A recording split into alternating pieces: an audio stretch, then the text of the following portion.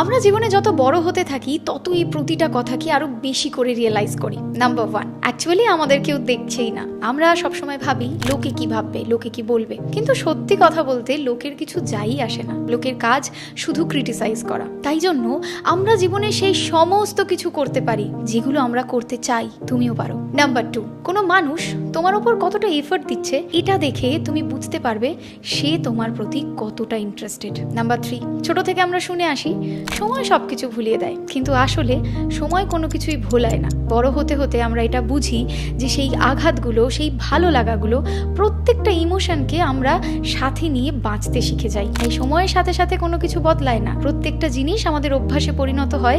তাই মনে হয় এই আঘাতটা আমার আর খারাপ লাগছে না। নাম্বার 4, যে দিনটা আমরা প্রত্যেক দিন কাটাচ্ছি সেই দিনটাও কারোর কাছে স্বপ্নের মতো। তাই আমাদের উচিত প্রত্যেকটা দিনকে এনজয় করা, প্রত্যেকটা মুহূর্তকে এনজয় করা and B thankful every day. Number 5, আমাদের অনেক সময় মনে হয় যে ও আমার সাথে খারাপ করেছে, তাহলে আমারও তার সাথে খারাপ করাই উচিত। কিন্তু না, ভালো কাজ করো, কারণ এই ভালো যেভাবেই হোক তোমার কাছে ফেরত আসবেই। অ্যান্ড নাম্বার 6, ফেলিয়ার বলে আসলে কিছুই হয় না। ফেলিয়ার সাকসেসের একটা পার্ট। আমরা রোজ নতুন কিছু শিখি, পড়ে যাই, আবার শুরু করি, আর এটাই আমাদের লাইফ। তাই ফেলিয়ারকে আমরা কখনো ভয় পাবো না। ফেলিয়ার